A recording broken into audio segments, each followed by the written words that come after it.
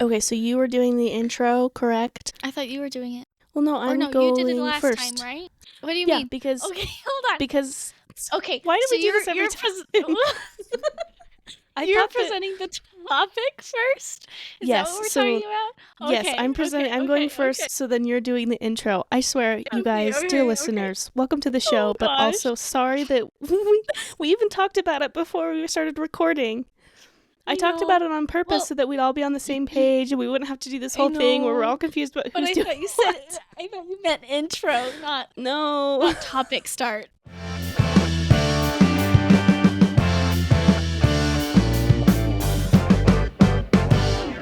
Merry Christmas, everyone. At least it should be close to Christmas. You should be right on the brink of Christmas. Yes, Merry Christmas. Happy winter. All the pretty snow and the winter and the cold. We love the cold. Yes. Get some hot chocolate, maybe a Christmas cookie, settle in, and welcome to our Christmas special. We are all hoping you have a happy holiday, that you're enjoying the lovely things that come with winter and Christmas and all those wonderful things. Hope you've gotten at least most, if not all, your Christmas shopping done, because it's so much easier if you get ahead. Oh my gosh. Yes. I love it. You're running out of time. I hope you remembered, everyone. If you guys haven't watched any of our earlier episodes, you should go watch those, because those are also very good. They are not Christmas themed, but still good.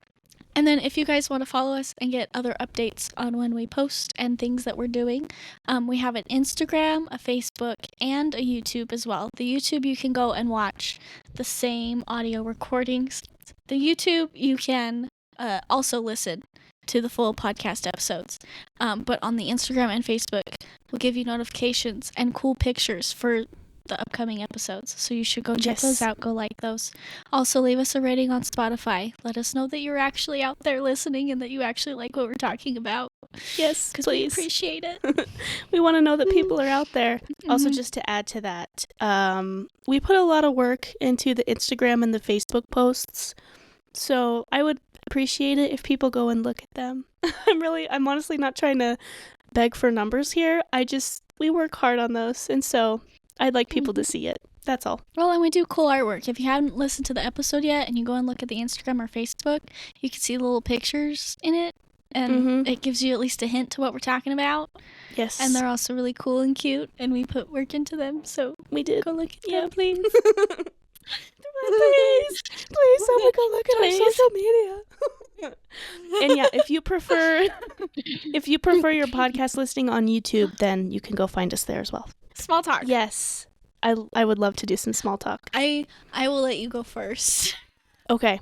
It's kind of hard to pick small talk sometimes because I'm like, I have so many things that I want to talk about. But here's what I'm going to talk about. That I have been back on my X-Files binge train. I love the X-Files. I'll talk about it one day, but I kind of go in and out of phases, but I'm in a very heavy X-Files phase. And I love that show so much. There is a movie, I think there's 2 X-Files movies, but there's one that takes place between season 5 and season 6, in case anyone's interested. And I hadn't seen it before, but I watched it a couple of weeks ago, and it was really good. And I really, really liked it. And so I've just been very excited, and I'm excited to keep watching. I've seen it before, but, rewatching it's been fun. And I just love that show so much. So that's been my thing lately. Do you remember that time? I think there was like an ad on the TV for X-Files. I think it was maybe the movie. I don't remember. And you slapped me with shock so hard. It hurt so bad. I remember that. Yeah. You're like, but you hit me so hard. No, I do remember that. And I remember feeling bad because I didn't mean to, but I was just really excited. No, I remember what that was before because they did a reboot.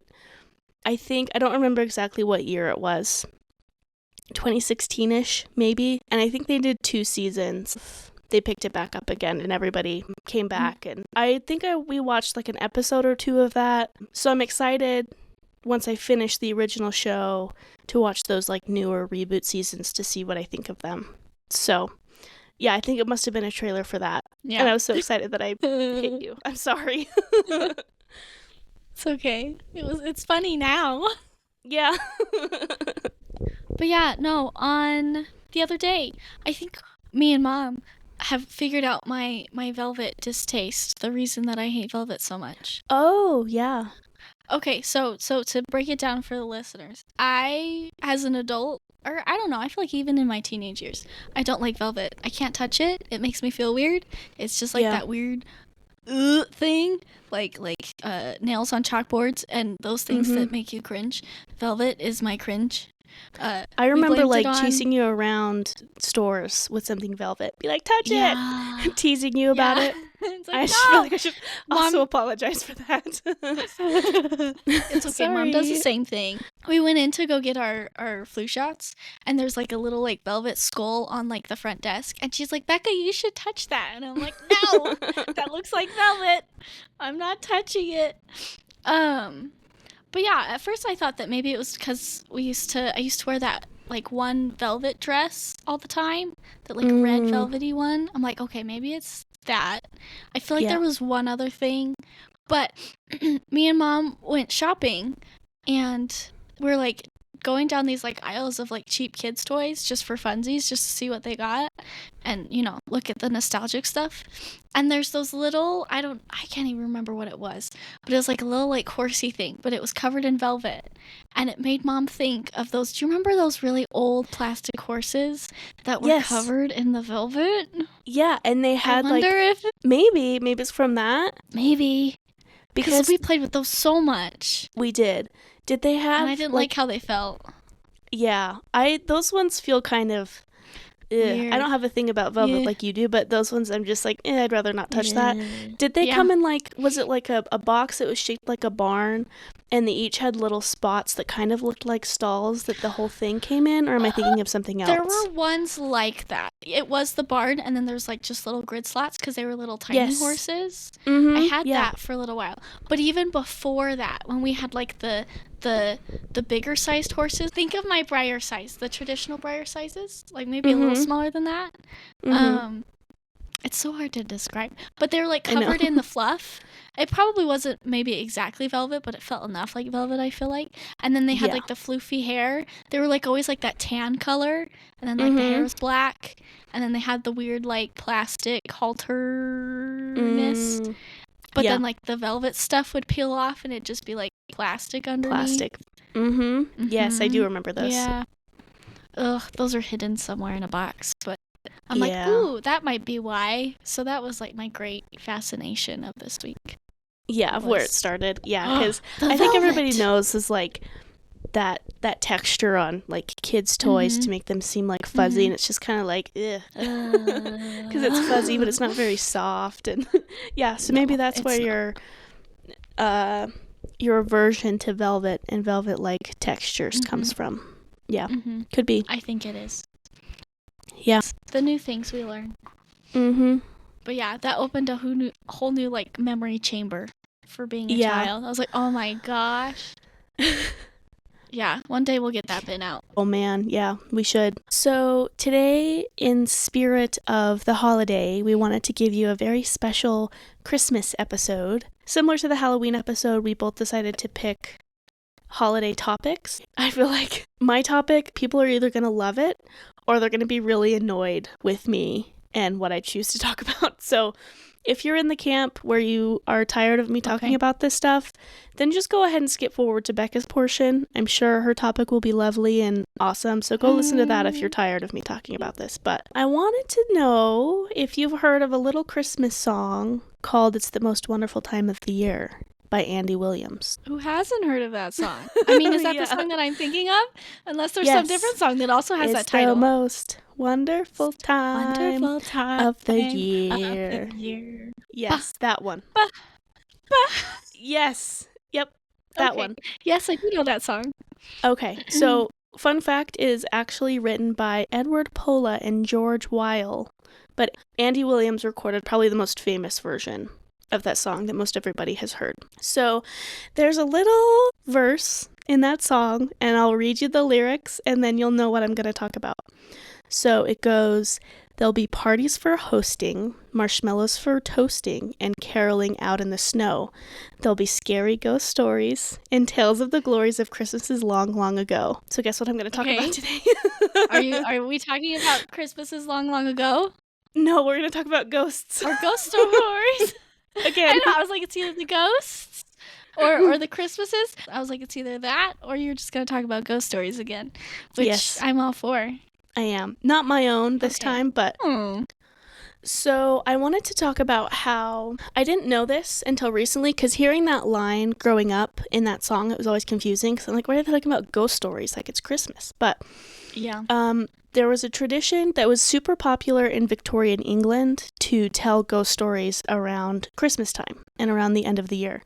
And that's, I did some research on that tradition, and there's an article that I will link. So if you want more information, you can check that out. But people aren't really sure exactly when or why telling ghost stories around the end of the year started. One theory is that it maybe has something to do with the winter solstice, but it's one of those things that people have been doing for so long that we don't really know when it started. So it's kind of hard to figure out the why if we don't know how long it's been going on. Another idea is that, especially up until modern electricity, there wasn't a whole lot else to do on the cold, long winter nights when it would get dark really early. So then, you can sit around and tell stories and entertain yourself, So like I said, it got really popular in Victorian England, specifically telling ghost stories around Christmas. Although there's one very, very famous Christmas story that has to do a lot with ghosts, and I wanted to ask if you know what that is. Are you talking about A Christmas Carol? Or yes. are we talking about real? Okay, I'm like... Yeah, A Christmas Carol. Yes. Yeah, so then because it was popular, authors would publish ghost stories around Christmas time. And the most famous example of that is Charles Dickens' A Christmas Carol. So, are they all Christmas themed ghost stories then? They don't necessarily have to be. It's just kind of like when we tell ghost stories around Halloween, like a lot of them don't have anything to do with Halloween or necessarily take place around Halloween. So not all of them do, but there's plenty of them that also do revolve around Christmas. But when you also separately hear of like ghost stories Christmas time, everyone's like, oh, that's weird. But then you have this really famous example of A Christmas Carol. So I just think that's all interesting. It is. With all that being said, today I want to tell you a Christmas ghost story in the tradition of Victorian England. Ooh. So that's what I'm going to do today. But I have to give credit where credit is due, that I got this idea from another podcast. So I'm not trying to rip anybody off. So the podcast is called Scared to Death, and that's actually one of my favorite podcasts. I've listened to their whole catalog. I listen every week when they post new episodes. So it's coming from a place of admiration of that I really like their podcast. The episode, they do it every year, though. It's like a tradition they have, where every year, their episode before Christmas, they tell Victorian stories. Okay. And the first time they did that was in episode 16, which is called In the Walls. So, go listen to that. Go listen to Scared to Death. It's a great podcast. So the story I picked, they actually tell the same story in that episode because I just love this story so much. That's why I picked it. I did a lot of research. I really tried to find a different story because I didn't want to be a direct ripoff, but no other story that I could find was as good as this one. So I did try. I did do more research. I wanted to do something different, but no other story was as good. So today I'm going to tell you the story of Smee by A.M. Burrage. I'm not quite sure if that's how you say his name. It was published in 1931. So he was an author way back then. It was published as part of a collection in the book Someone in the Room by him. So, with all that background, I'm just going to read you the story just as is, the way it was written.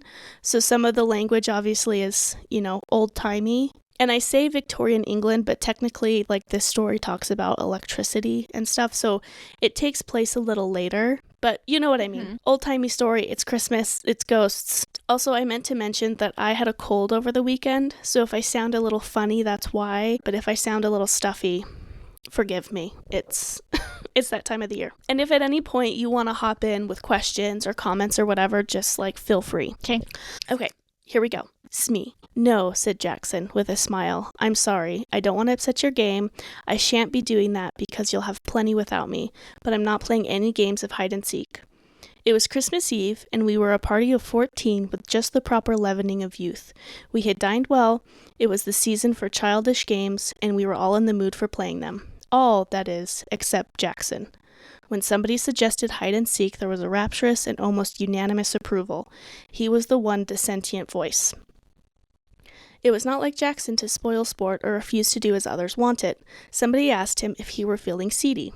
No, he answered. I feel perfectly fit, thanks. But, he added with a smile which softened without retracting the flat refusal, I'm not playing hide and seek. One of us asked him why not.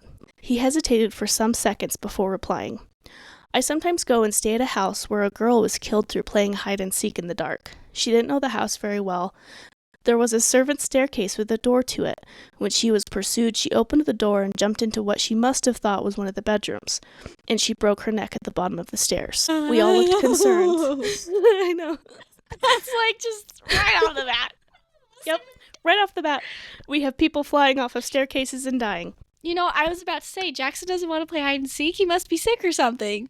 Because who wouldn't? But we all looked concerned, and Mrs. Fernley said, how awful, and you were there when it happened? Jackson shook his head very gravely. No, he said, but I was there when something else happened, something worse.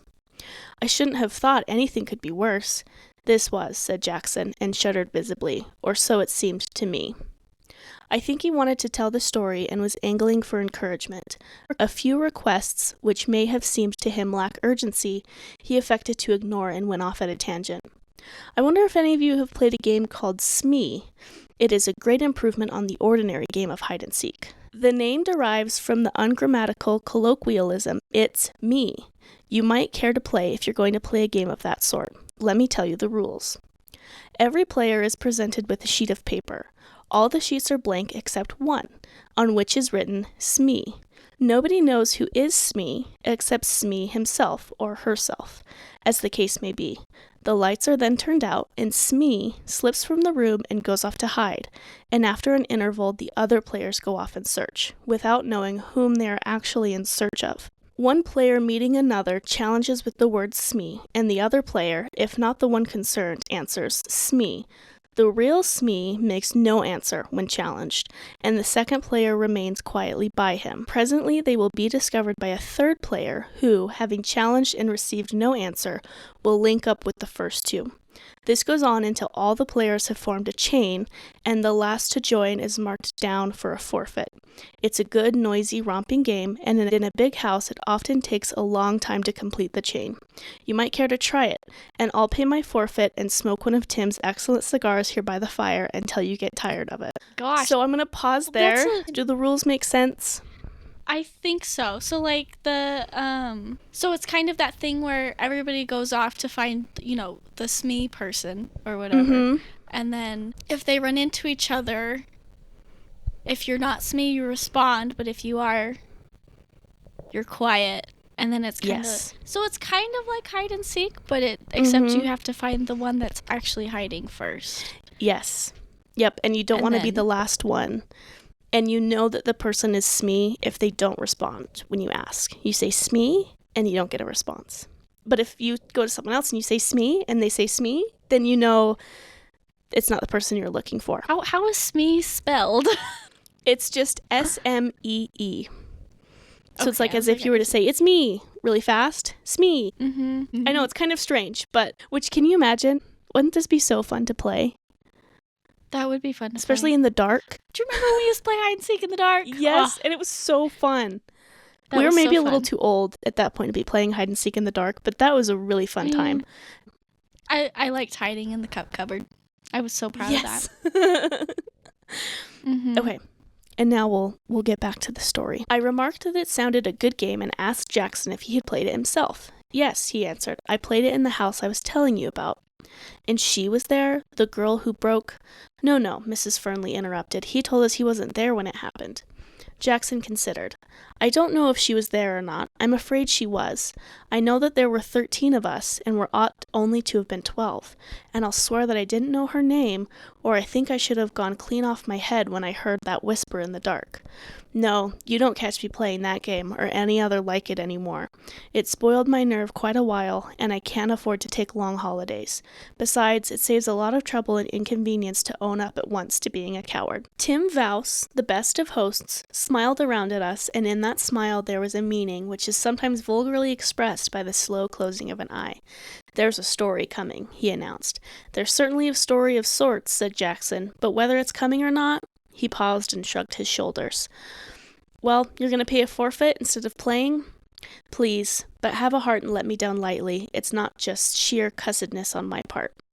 "Payment in advance," said Tim, "ensures honesty and promotes good feeling. You are therefore sentenced to tell the story here and now." And here follows Jackson's story, unrevised by me and passed on without comment to a wider public. It was a fairly old house. I couldn't say exactly of what period, and it certainly deserved the epithet rambling. It wasn't a particularly big house, but the original architect, whoever he may have been, had not concerned himself with economizing his space, and at first you could get lost in it quite easily. Well, I went down for that Christmas, assured by Violet's letter that I knew most of my fellow guests, and that the 2 or 3 who might be strangers to me were all lambs. Unfortunately, I'm one of the world's workers and couldn't get away until Christmas Eve, although the other members of the party had assembled on the preceding day. Even then I had to cut it rather fine to be there for dinner on my first night. They were all dressing when I arrived, and I had to go straight to my room and waste no time. I may even have kept dinner waiting a bit, for I was last down, and it was announced within a minute of my entering the drawing room. There was just time to say hello to everybody I knew, to be briefly introduced to the 2 or 3 I didn't know, and then I had to give my arm to Mrs. Gorman. I mention this as the reason why I didn't catch the name of a tall, dark, handsome girl I hadn't met before. Everything was rather hurried, and I am always bad at catching people's names.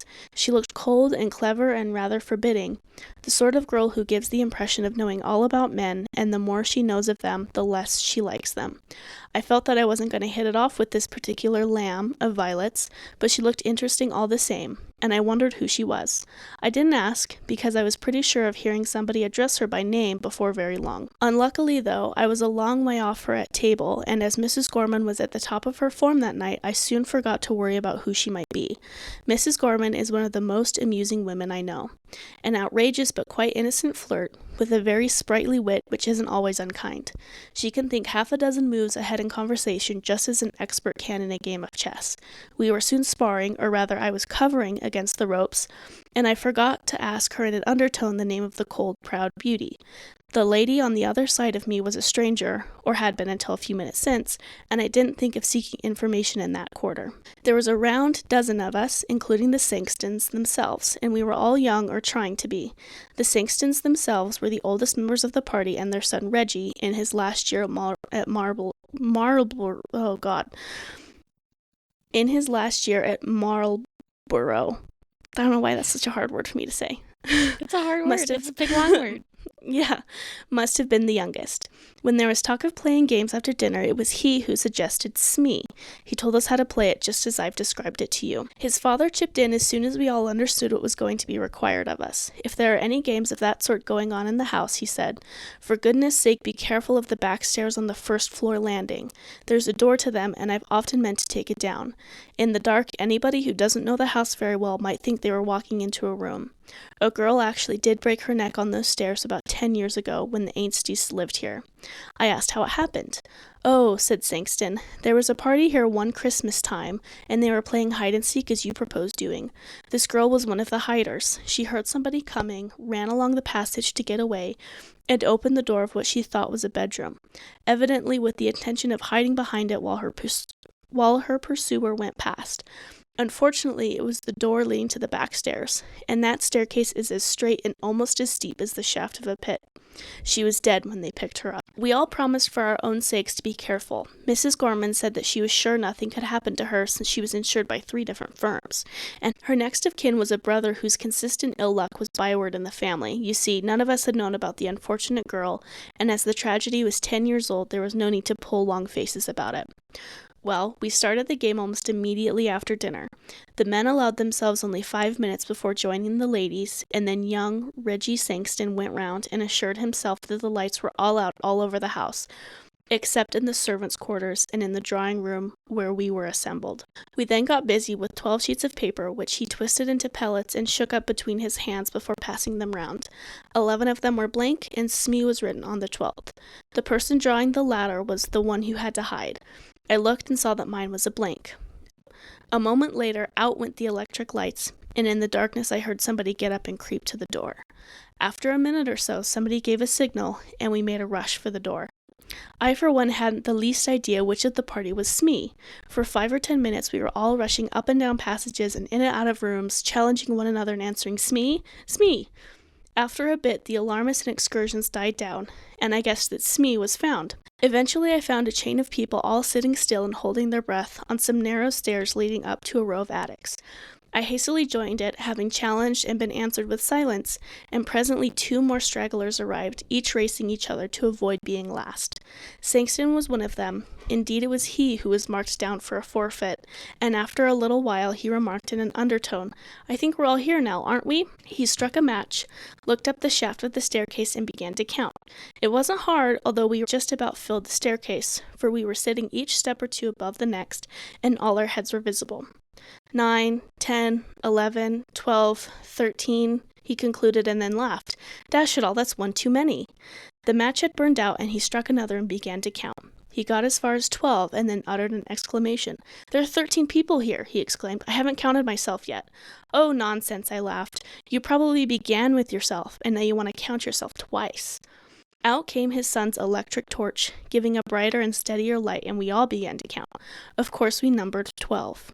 Sankston laughed. "Well," he said, "I could have sworn I counted 13 twice." From halfway up the steps came Violet Sankston's voice with a little trill in it. "I thought there was somebody sitting 2 steps above me. Have you moved up, Captain Ransom?" Ransom said that he hadn't. He also said that he thought there was somebody sitting between Violet and himself. Just for a moment, there was an uncomfortable something in the air, a little cold ripple which touched us all. For that little moment, it seemed to all of us, I think, that something odd and unpleasant had happened, and was liable to happen again. Then we laughed at ourselves and at one another, and were comfortable once more. There were only 12 of us, and there could only have been 12 of us, and there was no argument about it. Still laughing, we trooped back to the drawing room to begin again. But why would you play it again? No, stop! Because I think it's one of those things where you're like, I could have sworn that, but, well, maybe, it's dark. And I keep thinking in this story that it is like pitch black. Because think about it, it's not like now where there's tons and tons of street lights and cars with headlights and everybody has a flashlight in their phone. So it is like dark, and you can barely see, and having to light a match. So then you only have the light of that match and you're just counting. You can barely see the heads of all these people. Mm-hmm. And then, of course, the flashlight comes on. They call it a torch in the story. And it's no, there's 12 of us. So I think it's just one of those things you can kind of easily dismiss. Although everybody's kind of like, well, but I thought there was someone sitting in front of me.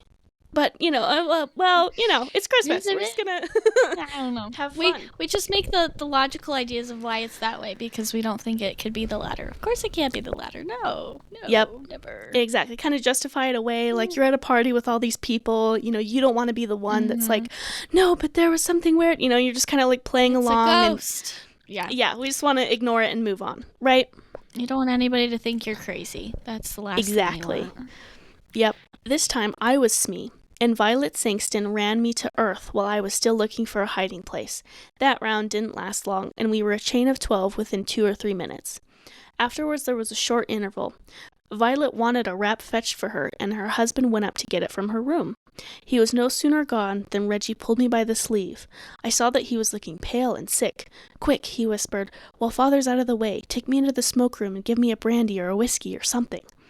Outside the room, I asked him what was the matter, but he didn't answer at first, and I thought it better to dose him first and question him afterwards. So I mixed him a pretty dark-complexioned brandy and soda, which he drank at a gulp and then began to puff as if he had been running. "I've had rather a turn," he said to me with a sheepish grin. "What's the matter?" "I don't know. You were Smee just now, weren't you?" "Well, of course I didn't know who Smee was, and while Mother and the others ran into the west wing and found you, I turned east. There's a deep clothes cupboard in my bedroom. I'd marked it down as a good place to hide when it was my turn. And I had an idea that Smee might be there. I opened the door in the dark, felt round, and touched somebody's hand. Smee? I whispered, and not getting any answer, I thought I had found Smee. Well, I don't know how it was, but an odd, creepy feeling came over me. I can't describe it, but I felt that something was wrong. So I turned on my electric torch, and there was nobody there. Now I swear I touched a hand, and I was filling up the doorway of the cupboard at the time, so nobody could get out and past me, he puffed again. What do you make of it? He asked. You imagined that you had touched a hand, I answered, naturally enough. He uttered a short laugh. Of course I knew you were going to say that, he said. I must have imagined it, mustn't I? He paused and swallowed. I mean, it couldn't have been anything else but imagination, could it? I assured him that it couldn't, meaning what I said, and he accepted this, but rather with the philosophy of one who knows he is right, but doesn't expect to be believed. We returned together to the drawing room where, by that time, they were all waiting for us and ready to start again. It may have been my imagination, although I'm almost sure it wasn't, but it seemed to me that all enthusiasm for the game had suddenly melted, like a white frost in strong sunlight. If anybody had suggested another game, I'm sure we should all have been grateful and abandoned Smee. Only nobody did. Nobody seemed to like to. I, for one, and I can speak for some of the others too, was oppressed with the feeling that there was something wrong. I couldn't have said what I thought was wrong. Indeed, I didn't think about it at all, but somehow all the sparkle had gone out of the fun, and hovering over my mind like a shadow was the warning of some sixth sense which told me that there was an influence in the house, which was neither sane, sound, nor healthy. Why did I feel like that? Because Sangston had counted 13 of us instead of 12? And his son had thought he had touched somebody in an empty cupboard? No, there was more in it than just that. One would have laughed at such things in the ordinary way, and it was just that feeling of something being wrong which stopped me from laughing. Well, we started again, and when we went in pursuit of the unknown Smee, we were as noisy as ever, but it seemed to me that most of us were acting. Frankly, for no reason other than the one I've given you, we'd stopped enjoying the game. I had an instinct to hunt with the main pack, but after a few minutes, during which no Smee had been found, my instinct to play winning games and be first if possible sent me searching on my own account. And on the first floor of the west wing, following the wall which was already the shell of the house, I blundered against a pair of human knees. I put out my hand and touched a soft, heavy curtain. Then I knew where I was. There were tall, deeply recessed windows, with seats along the landing, and curtains over the recess to the ground. Somebody was sitting in a corner of this window seat behind the curtain. Aha! I had caught Smee. So I drew the curtain aside, stepped in, and touched the bare arm of a woman. It was a dark night outside, and moreover, the window was not only curtained, but a blind hung down to where the bottom panes joined up with the frame. Between the curtain and the window, it was as dark as the plague of Egypt. I could not have seen my hand held 6 inches before my face, much less the woman sitting in the corner. Smee? I whispered. I had no answer. Smee, when challenged, does not answer, so I sat beside her, first in the field, to await the others. Then, having settled myself, I leaned over to her and whispered, Who is it? What's your name? Smee? And out of the darkness beside me the whisper came back, Brenda Ford. I didn't know the name, but because I didn't know it, I guessed at once who she was. The tall, pale, dark girl was the only person in the house I didn't know by name. Ergo, my companion was the tall, pale, dark girl. It seemed rather intriguing to be there with her, shut in between a heavy curtain and a window, and I rather wondered whether she was enjoying the game we were all playing. Somehow, she hadn't seemed to me to be the one of the romping sort. I muttered 1 or 2 commonplace questions to hear and had no answer. Smee is a game of silence. Smee and the person or persons who have found Smee are supposed to keep quiet to make it hard for the others. But there was nobody else about, and it occurred to me that she was playing the game a little too much to the letter. I spoke again and got no answer, and then I began to be annoyed. She was of that cold, superior type which affects to despise men. She didn't like me, and she was sheltering behind the rules of a game for children to be discourteous. Well, if she didn't like sitting there with me, I certainly didn't want to be sitting there with her. I half turned from her and began to hope that we should both be discovered without much more delay. Having discovered that I didn't like being there alone with her, it was queer how soon I found myself hating it, and that for a reason very different from the one which had at first whetted my annoyance. The girl I had met for the first time before dinner and seen diagonally across the table had a sort of cold charm about her, which had attracted while it had half angered me. For the girl who was with me, imprisoned in the opaque darkness between the curtain and the window, I felt no attraction at all. It was so very much the reverse that I should have wondered at myself if, after the first shock of discovery, that she had suddenly become repellent to me. I had had room in my mind for anything beside the consciousness that her close presence was an increasing horror to me. It came upon me just as quickly as I've uttered the words. My flesh suddenly shrank from her as you see a strip of gelatin shrink and wither before the heat of a fire. That feeling of something being wrong had come back to me, but multiplied to an extent which turned foreboding into actual terror. I firmly believe that I should have got up and run if I had not felt that at my first movement she would have divined my intention and compelled me to stay, by some means of which I could not bear to think. The memory of having touched her bare arm made me wince and draw on my lips. I prayed that someone else would come along soon. My prayer was answered. Light footfalls sounded on the landing. Somebody on the other side of the curtain brushed against my knees. The curtain was drawn aside, and a woman's hand, fumbling in the darkness, presently rested on my shoulder. "Smee?" whispered a voice which I instantly recognized as Mrs. Gorman's. Of course she received no answer. She came and settled down beside me with a rustle, and I can't describe the sense of relief she brought me. "It's Tony, isn't it?" she whispered. "Yes," I whispered back. "You're not Smee, are you?" "No, she's on my other side." She reached a hand across me, and I heard one of her nails scratch the surface of a woman's silk gown. "Hello, Smee. How are you? Who are you? Oh, is it against the rules to talk? Never mind. Tony, we'll break the rules. Do you know, Tony, this game is beginning to irk me a little. I hope they're not going to run it to death by playing it all evening. I'd like to play some games where we can all be together in the same room with a nice bright fire." "Same here," I agreed fervently.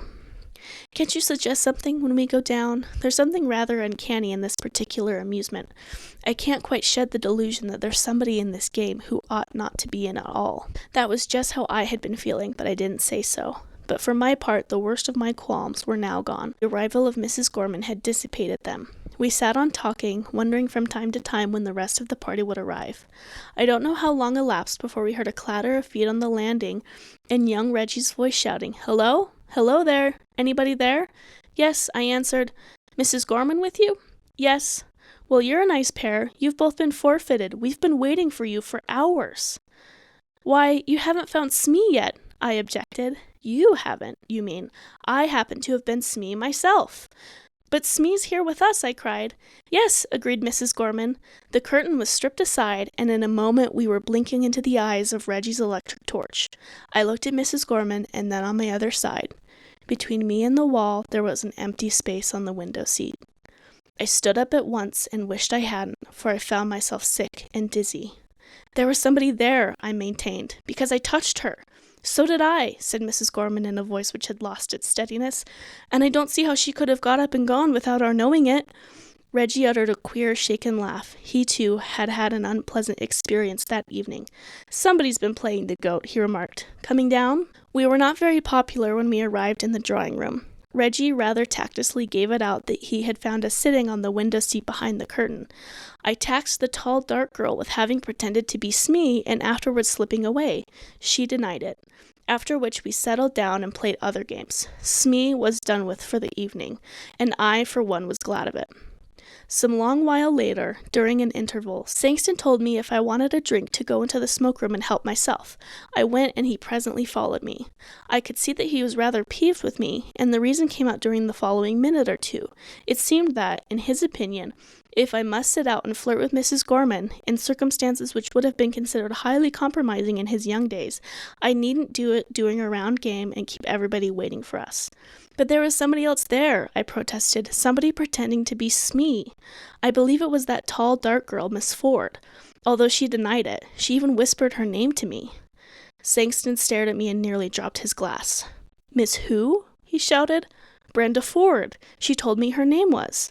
Sangston put down his glass and laid a hand on my shoulder. "Look here, old man," he said.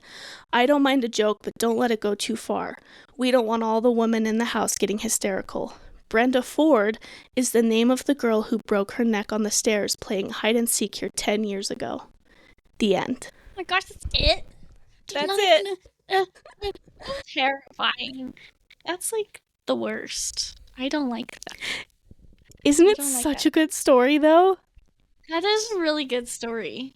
Oh my I just love the idea of, in the beginning, of them counting too many people and like the hand thing are creepy, but it's not like if it was just that, it wouldn't be like a super scary story, but all of it together, and that they talked. Yeah. He talked to the ghost on the window seat and touched her. So it wasn't just this like floaty, typical ghost picture. What did you think? Oh, that's so creepy. I know, when you get that reveal at the end, you're like, lose my mind. Yeah, no, I'd lose my mind. No wonder he doesn't want to play hide and seek or Smee or anything anymore. Right? The thing when Reggie came and found them and was like, we've been waiting for you guys for hours. I don't know if that was like an exaggeration or was it like an instance of some like missing time, because from Jackson's perspective, it had only been, not that long that they had been waiting. But then he said it had been hours. But then it would also question, because you think about it, because he found her pretty quickly, which means that he would have been sitting there for a decent amount of time while everybody else finally found each other. But then who knows how long they were like just waiting for both of them to find them. Yeah. They were waiting for those last two people to find them, and then finally it had been too long, and they're like, well, something must be going on. And the fact that one guy was like, listen, if you need to be a flirt and like do something scandalous, like don't do it when we're all playing a game and waiting. And he's like, that's not what I was doing. So clearly it had been long enough that this guy was suspicious that there was something scandalous going on. And it's not that they were just like genuinely waiting because they thought that they were where they were supposed to be. Yeah. No, honestly, I was worried somebody was gonna die. I'm like, who's gonna die? Yeah. But nobody died. I just heard a loud noise, but I don't know where it came from. It sounded like it came from the closet, but with my headphones on, I don't know where it was coming from. So that's fun. So there is in the tradition of Victorian England, there is my Christmas time ghost story for you. Oh, it's really good. No, it's great. Spooky. But of course, I wouldn't see it any other way with you, bringing the spooky through all seasons. But it's just a good story. Go listen to that episode of Scared to Death where he tells that same story. I promise I won't constantly talk about ghosts. It's just fun. So anyway, it was just good timing of when we started this podcast around the holidays.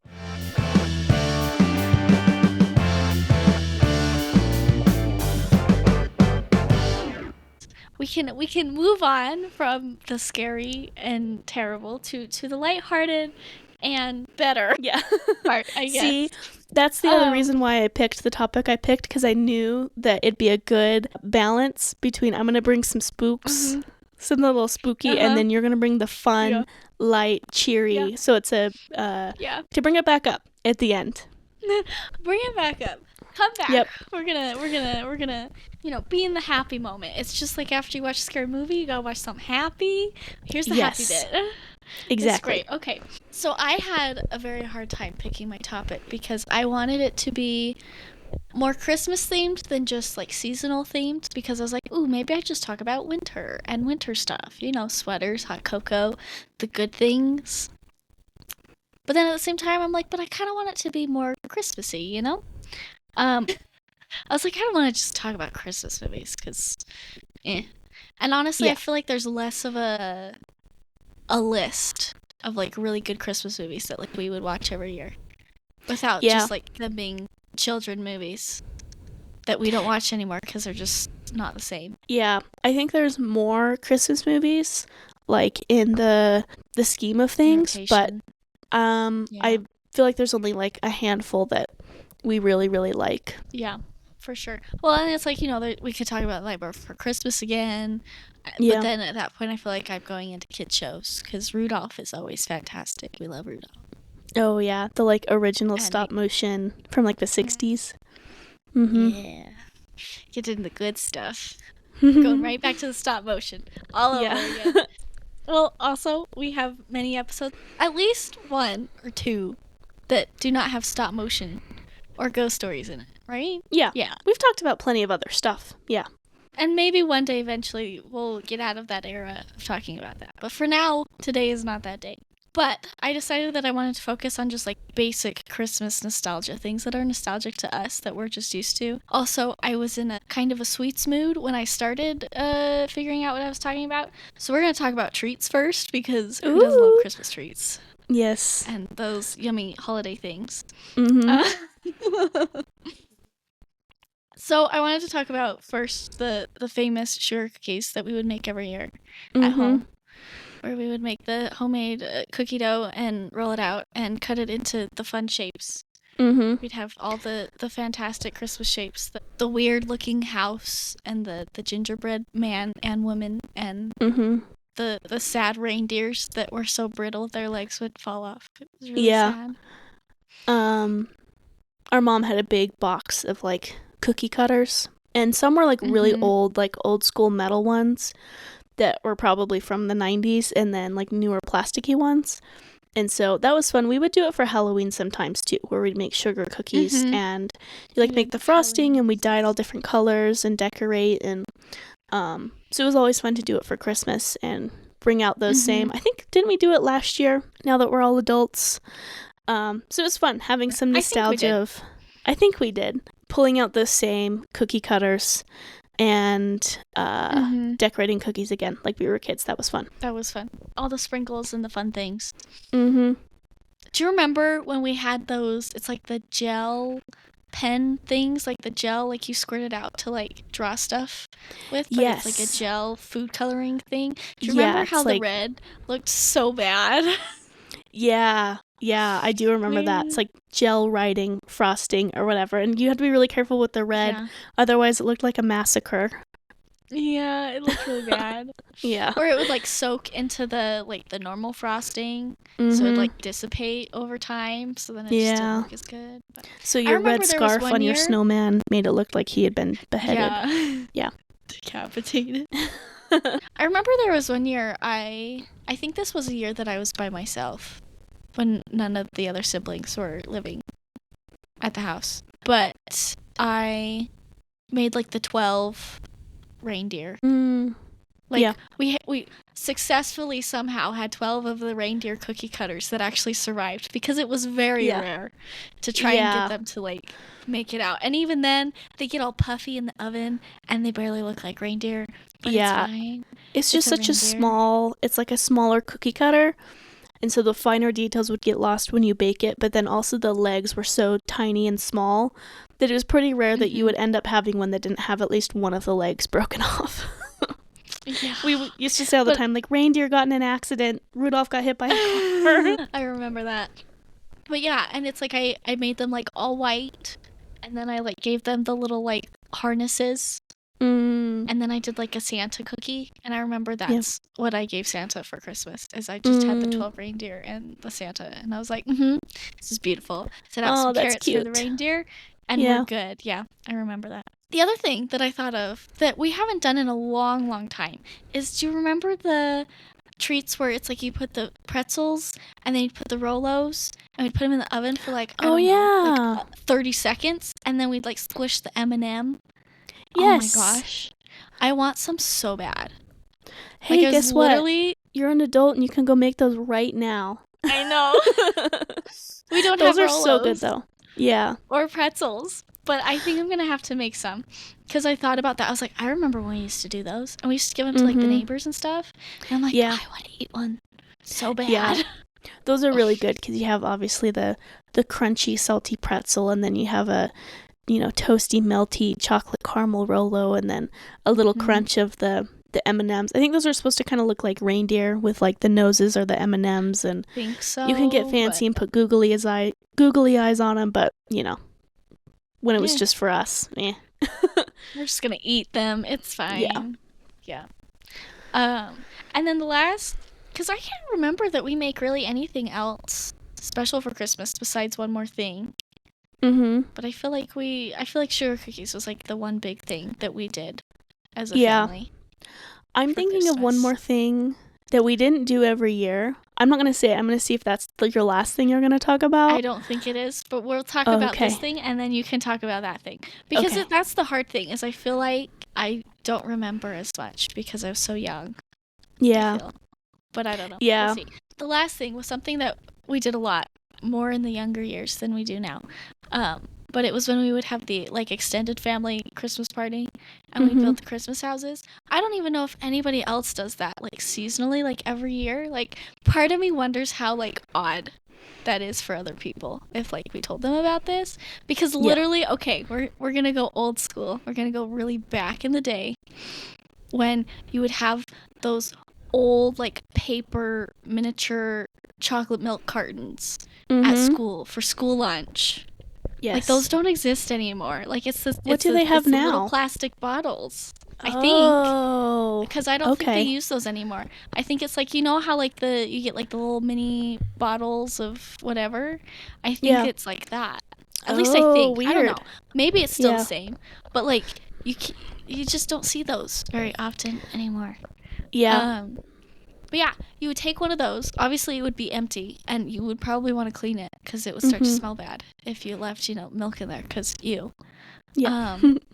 But you staple the little top part where you opened it to drink it, and then you literally use frosting and graham crackers to like cover it and make a little like gingerbread house, and then you can decorate it with more like icing and put all the candies and treats and stuff on it. Oh my gosh, that was like the best thing every year.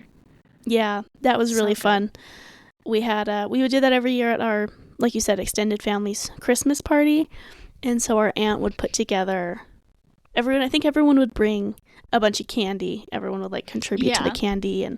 But yeah, it was so fun because those like gingerbread house kits in the stores are like so expensive. But it was just so fun because it like looks pretty good. Like graham crackers is good enough for like a gingerbread. And once you've like put all your graham cracker pieces on all the sides and you have the little slope of the roof on top, and then you can fill in the sides with more frosting so it looks like, siding or whatnot. And then, possibilities are endless after that, however you want to decorate it. But I don't know if you were planning on talking about this, but I wanted to talk about that when we would all get together with all of our cousins. On that side of our family, there's not nearly as many girl cousins. There's way more boy cousins. And the boys would go crazy because the boys are all about the candy. They are there for the candy. And so I think we used to do it all together when everyone was really, really young. But then as we started to get older, like 8 years old plus, we had to start doing it in 2 different groups so that they would let the girls, because there was there's us 3, and then we had 2 other cousins that were girls, right? So there's like 5 of us. Yeah. Versus probably the like 8 to 10 boy cousins we had. So we would get to go first. And I just remember it being such a calm, fun thing where it's just like the 5 of us girls with our aunts and uncles coming in and out, and there's Christmas music, and we're just all like gently putting together our like our houses. We want them to look really cute, and we're being very picky, and it's just like calm and chill. And then the boys would come in. And then once we were done, the boys would come in and it would be mayhem because they're just throwing candy wherever they can fit it because that's what they're there for. Chaos. And since we were done, then they could have at it with the rest of the candy, and they would go ham. And so it was kind of fun to watch the difference between, us going first, it being a gentle experience, and then the chaos of all the boys coming in. Yeah. So that was really fun. Even the comparison, like when we'd have all of our houses out on the table, it was just like, ours are all detailed and nice and pretty, and sure, there's a decent amount of candy, but it's all like aesthetically pleasing. And then you go to the guys and it's like chaos. I don't even know where to look. What is this? Is this even a house? What is barely happening? It'd be like chaos, candy explosion. Your gingerbread house survived an earthquake and a candy rainstorm, and it was just like chaos with no rhyme or reason. Candy everywhere. Oh no, it was so good. Was our aunt had this like edible spray paint. I don't know if you remember this. That she had a blue one, and so then we could make little ponds. I remember that was really fun. It was like blue and sparkly, and then we'd put like little M&Ms or whatever around it to look like little rocks. Yeah. Yeah. Or we'd stack like the Reese's to make trees.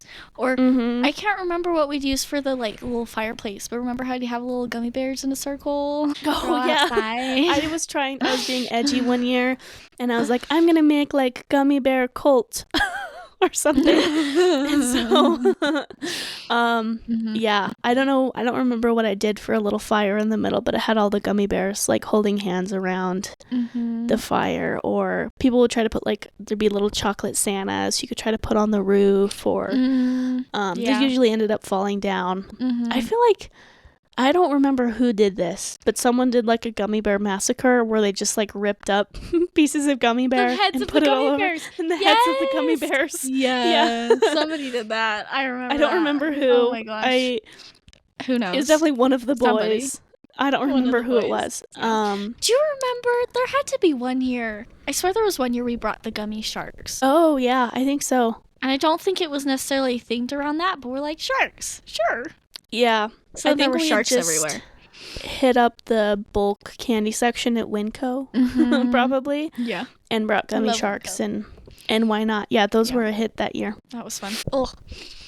But yeah, so those are all the treats that I could think of that are like specific to around Christmas time. But those were good times. Oh my goodness. I mean, who doesn't love candy, you know? Yeah. And that was fun. Candy is the life. Christmas, I feel like Christmas as a kid is always just like really fun. And something I think a lot of people look back on fondly. I know I do. And it's just a very like magical, innocent time in your life that kind of changes as you get older. And so I feel like, you know, it's nostalgia and whatnot. And, you know, we don't do those parties anymore now that everyone's older and people have, you know, moved all over the country. And so we don't do those anymore, which, I mean, it'd be way too hard now at this point because everyone has busy lives. But yeah, that was fun. I always looked forward to that. And our aunt, bless her, she was such a good party planner and was so put together.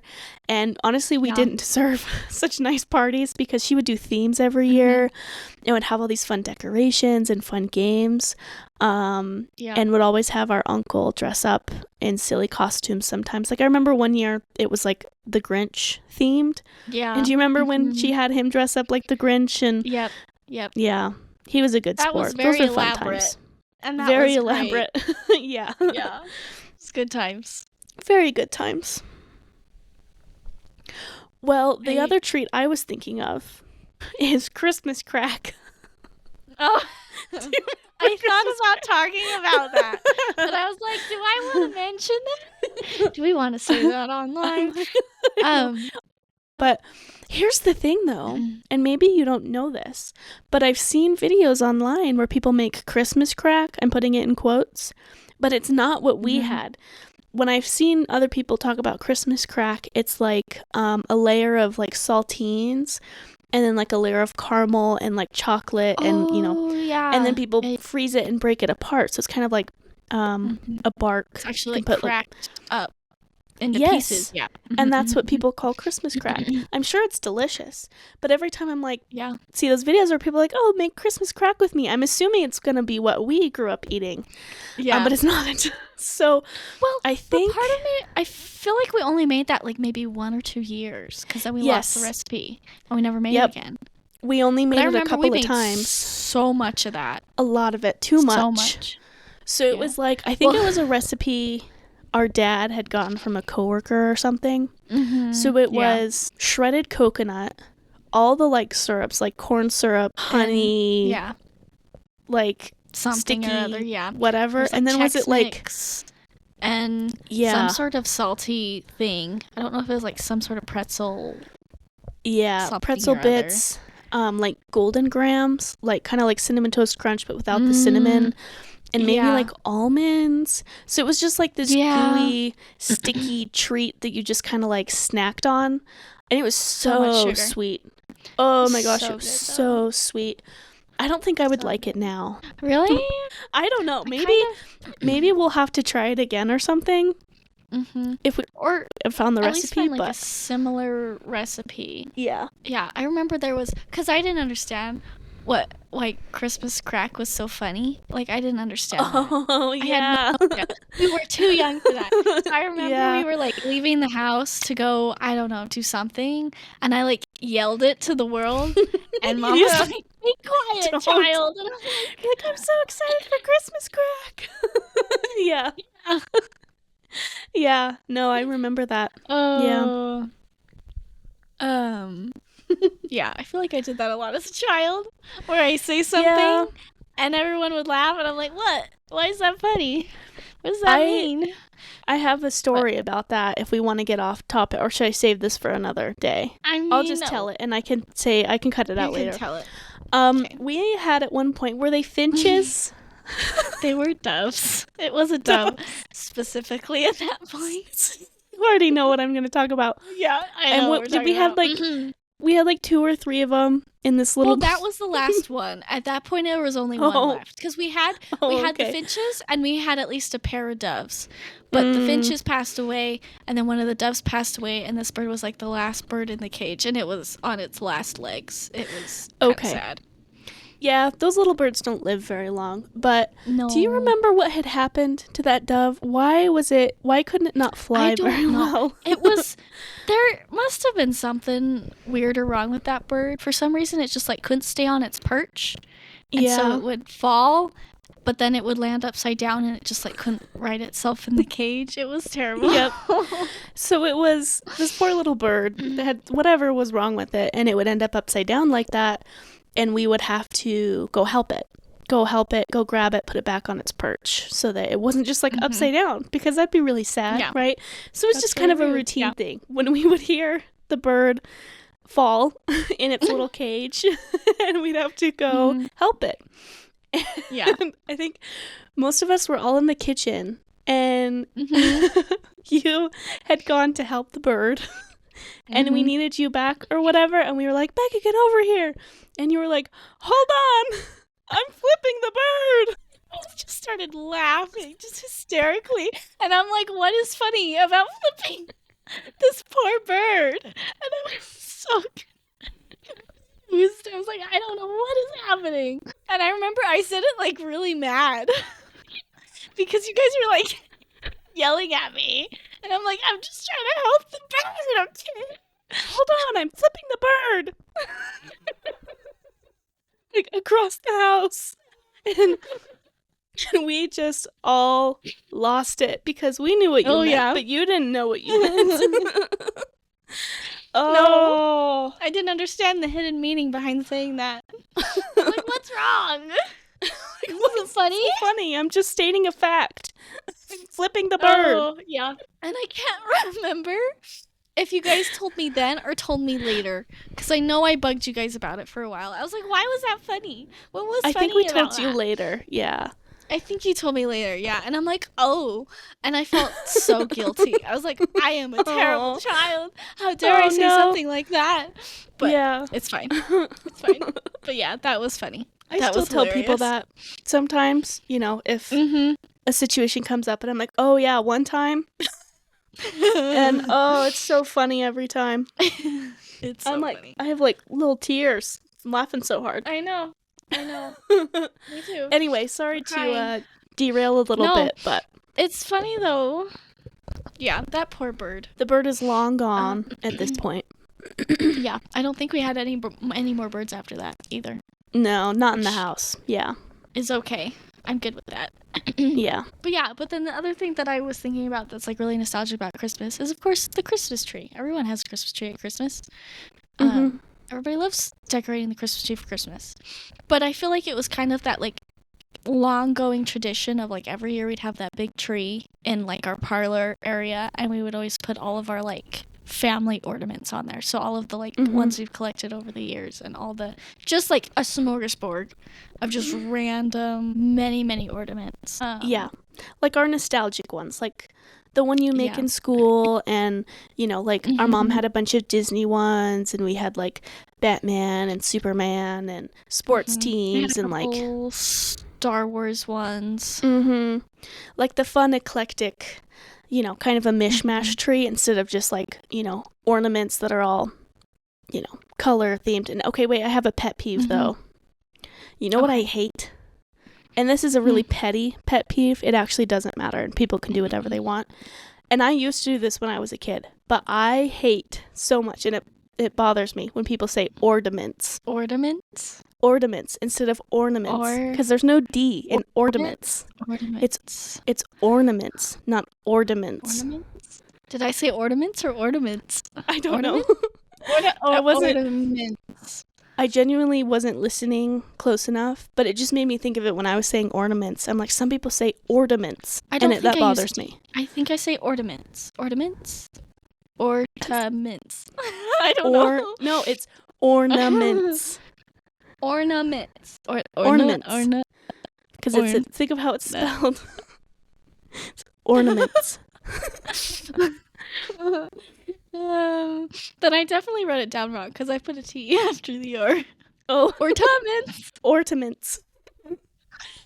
It anyway, sounds like sorry. Order the mints. No, order you're the fine. mints, please. Order the mints. Ornaments. Or ornaments. Ornaments. Ornaments.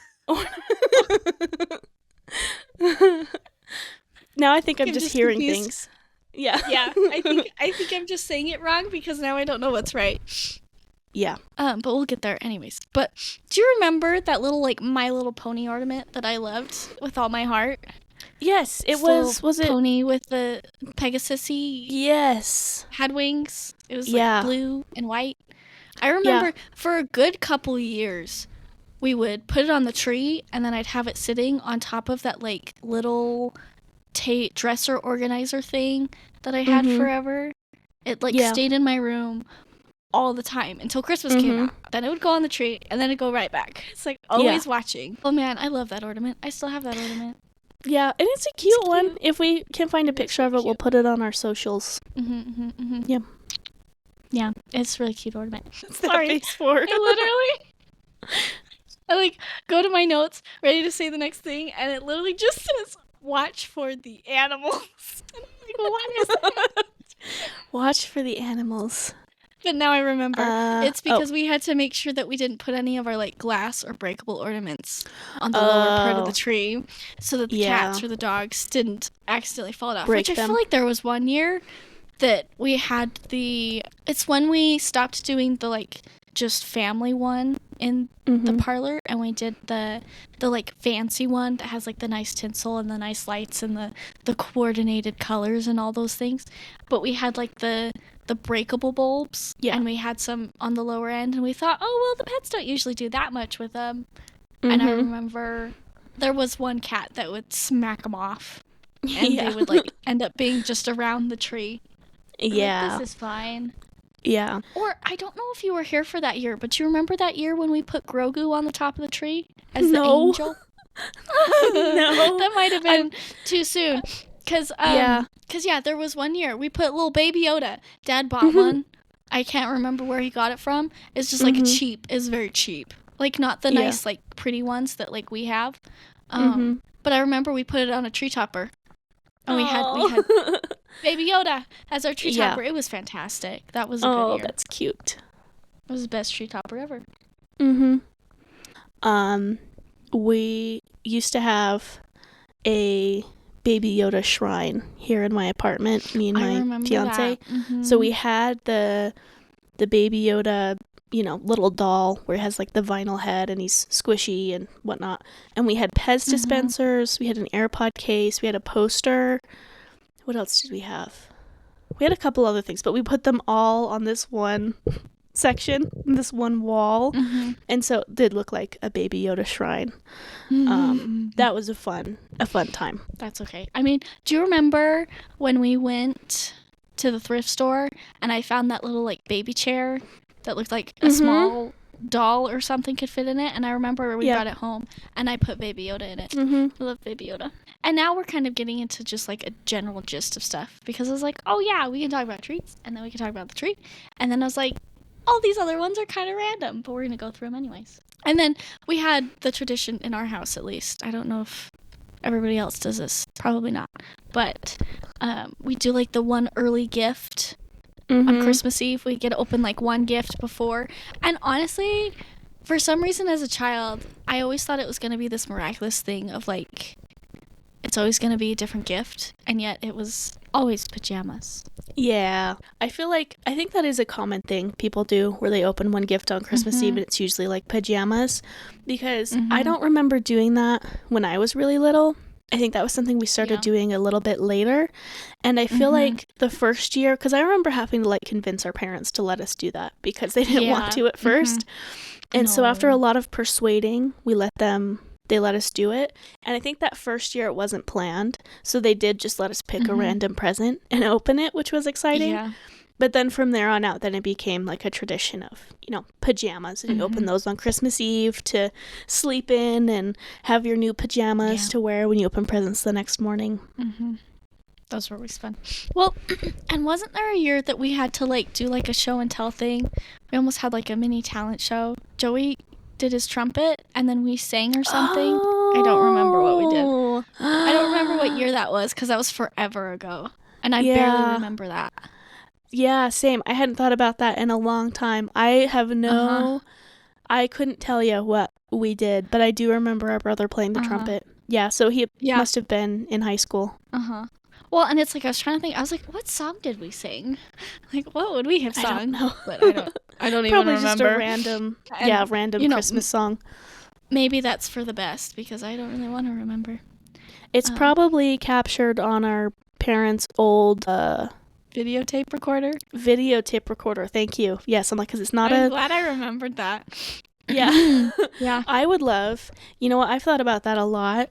Where like most of our childhood, especially our very early childhood, was recorded on that old all the tape recorder. And holidays and everything. So we have all of these little tapes of our childhood. I would love to go through and watch all of those and like digitize them and get them on like DVDs that we could actually go through and like watch those, because a lot of that stuff we haven't seen since it happened, So that would be a fun project. Do you remember that year? It was when we were older, but we did like the sleepover down in your room and we watched a bunch of like movies and fell asleep. I remember it was so hard to fall asleep. We stayed up so late. Yeah, we did. That was really fun because we were the only two that were living at home that year. And so because our parents had this thing about they didn't want us to see all the presents under the Christmas tree, like all the new ones they would put out until Christmas morning. And so you came down to my room and had a sleepover in my room so then we could come upstairs to the Christmas tree together. And I remember that wasn't my favorite Christmas, actually, because that was the first Christmas where I had a job. And so I think I had to work. It was when I was working at Walgreens. And I think I had worked Christmas Eve and I had to work a couple hours on Christmas Day as well. And I just remember being really sad and really depressed that I think that was the first year it felt like, oh, my childhood is ending. Yeah. And it's going to feel different from here on out. And I remember the other part of that was that I would always get like super excited for Christmas. I mean, everyone would. But what I would do is I would get up like crazy early on Christmas and try to wake everybody up. And we're talking like 4 or 5 in the morning. Yeah. Because I was too excited to sleep and I'd want everybody to wake up. And because I had been working and whatnot, we slept in until like 8 a.m. that Christmas. And so I was like, oh, I'm not excited about it anymore. I'm not trying to wake everybody up at 5 a.m. And so that Christmas felt a little off for me. But doing the fun sleepover with you was really good, though. I think we watched that Rudolph, the original stop motion one. We watched like Rudolph, and I think we watched Elf. We went through quite a few movies. Yeah, but it was really fun to do that with you. That was a good time. Yes, it was really fun. We had a good time. Yeah. Little sleepovers. Well, and that was one of the big things, talking about the presents and not seeing them, is I feel like, especially when we were really, really young, it was like they would like hide the presents. Like I remember Mom and Dad would make me like shield my eyes and like guide me past the entrance to where the Christmas tree was, because they didn't want me to see it beforehand, because they wanted all of us to see it together. Yeah. I remember I hated that. I'm like, I just want to look at it. Yeah. Or wasn't there a year, and it might have been at the old house, where it was literally like they had like some sort of like, the streamer things over doorways? I feel like we had something like that at one point. Yes, that's what I was going to say. No, you're right. But it was just a Okay. sheet. They would take just like a bed sheet. Because in that first house we lived in, because the second house we lived in is more open concept, but the first house we lived in was older, and so there was like separate doorways to like the kitchen and the living room. Like there wasn't actual doors, but like entryways, I guess. And so after we went to bed, our parents would put up a bed sheet over the living room entryway. So then if we got up in the middle of the night and whatever, it would be covered.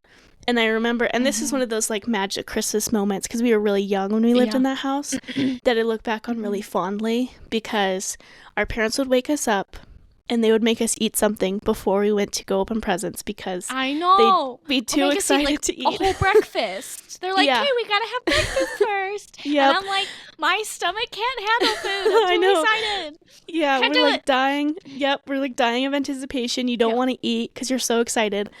Honestly, that's why I don't really love eggnog. I'll have like a glass of eggnog maybe one a year and then I'm good.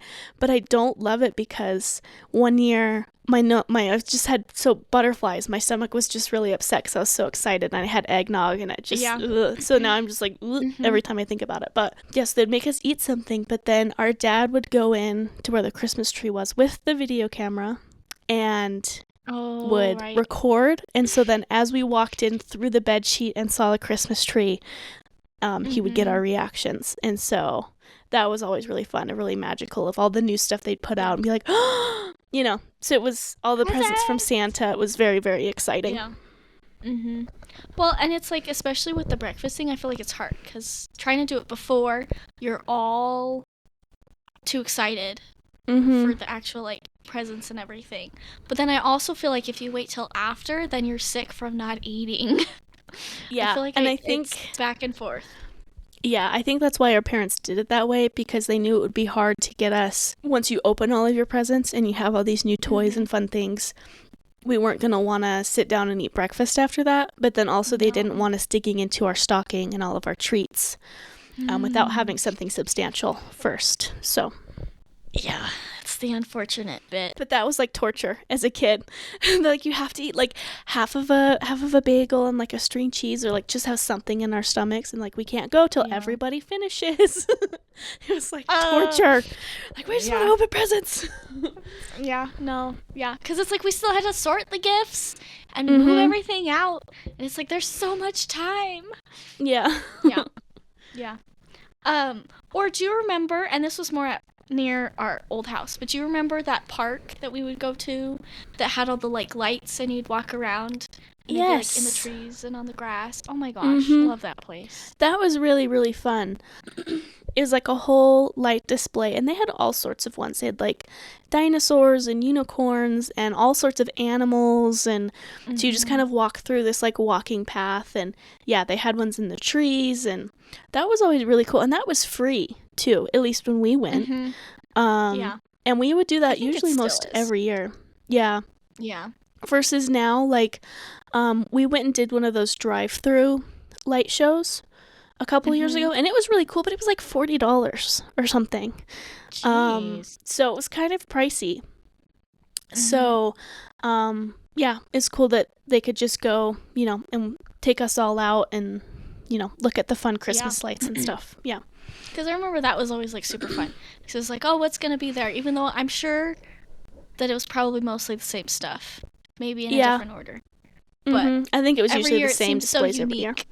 Yeah. But I remember that was always really fun to go and see all the lights and point out all the things. Yeah. That was really, really fun. That was always really fun.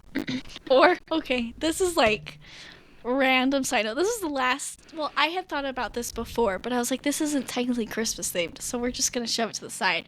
But we're going to bring it up because it's winter season and it has to happen. Do you remember? Well, I'll tell the story and then I'll say if you remember. Okay.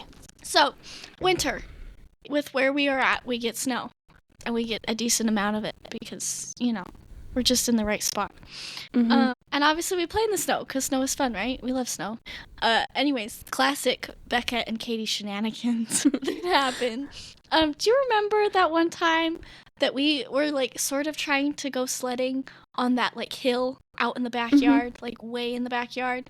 Okay, we had like this little itty bitty like bump. Honestly, hardly qualifies as a hill. It's really not a hill. Yeah.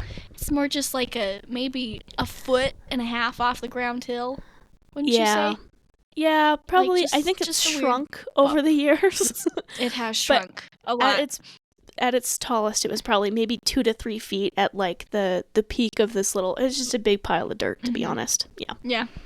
That grew over with grass and stuff. But anyways, just a pile of dirt in the middle of the back. But do you remember that year that we were like trying to sled on that, and we found that like old snowboard? Yeah. And I think it was you. You were trying to slide down the steep part of it, and we just hear a crack. It just completely splits in half. Clean in half. Yeah. Which we never have gone snowboarding or skiing, so it's not like we really know how to, but I know. We're like really bad Utahns. They're going to kick us out that we've never been skiing or snowboarding. I went cross-country skiing once. You did? But it when? Was also for school. Was a school field. Yeah. Oh, that's right. Oh. Yeah. Yeah.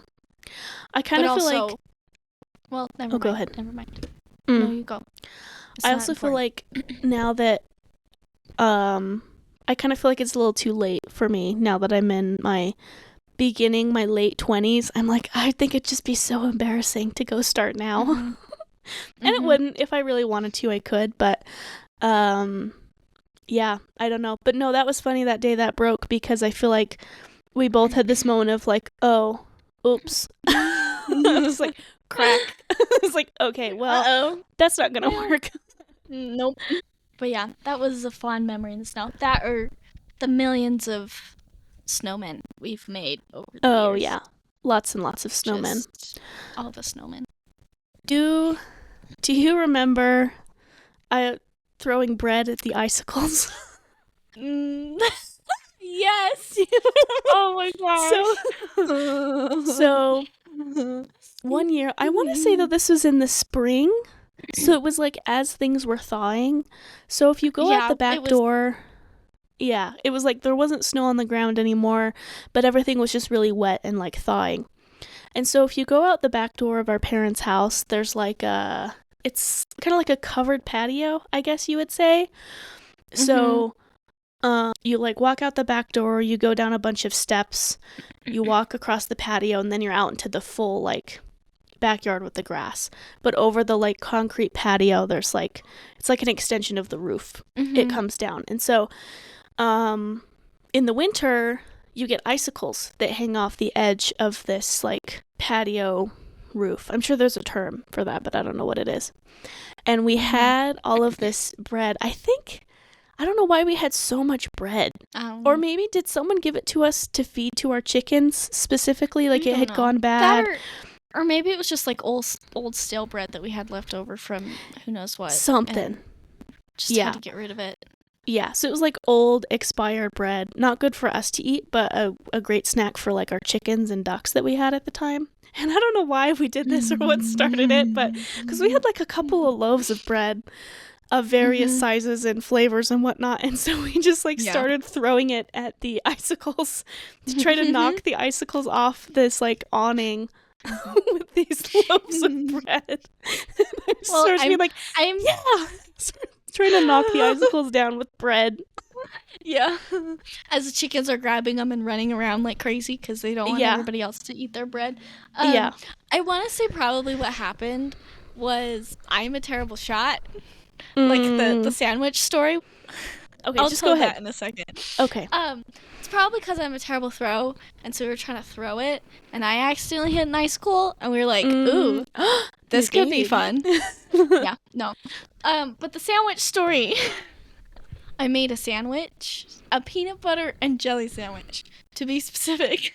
This was years ago. I feel like I ate not even half of it. Like, it was majority of a peanut butter sandwich. Like, it was fine. But I just wasn't going to eat this sandwich. And I was like, ooh, I'll throw it to the animals outside. Like, they'll eat it. Anyways.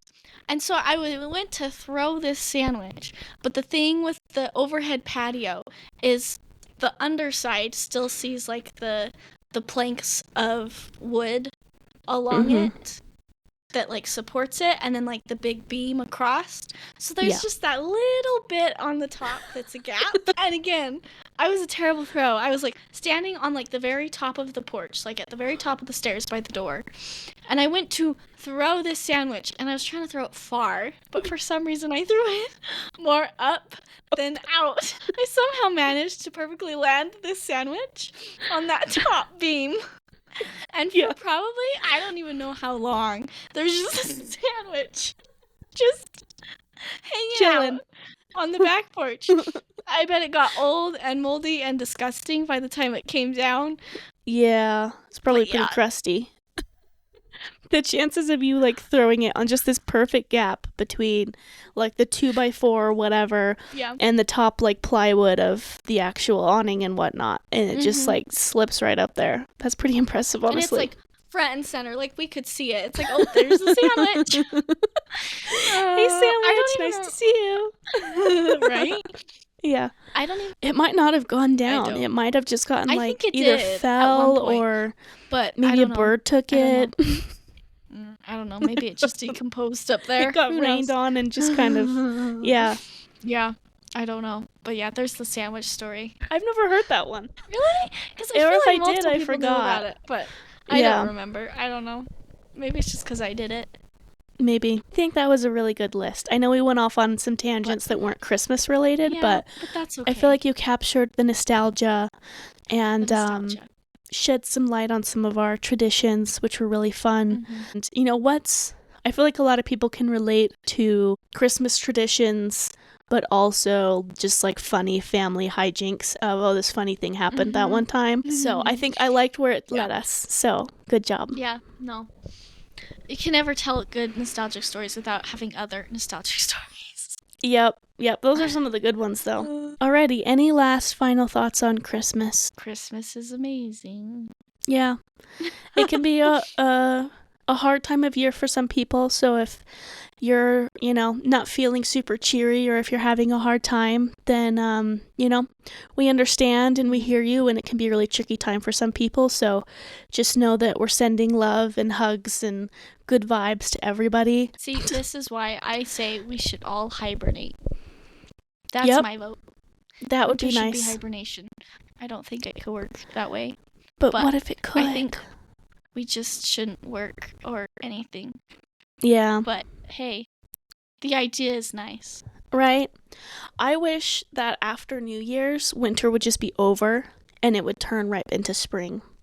But we want to wish everyone a very, very Merry Christmas. If you don't celebrate, then we want to wish you a happy winter and a happy December and a happy New Year. Holidays. Just happy holidays. We want everyone to feel included and loved. And thank you for joining us on our Christmas exploits, ghosts, and nostalgia.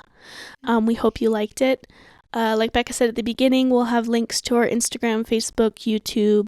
Rate us, follow us, all the places. We'd love that. Any last thoughts, Becca? I don't think so. Okay. Well, that is our show. So we'll see you guys in 2 weeks, and Merry Christmas. Goodbye, everyone.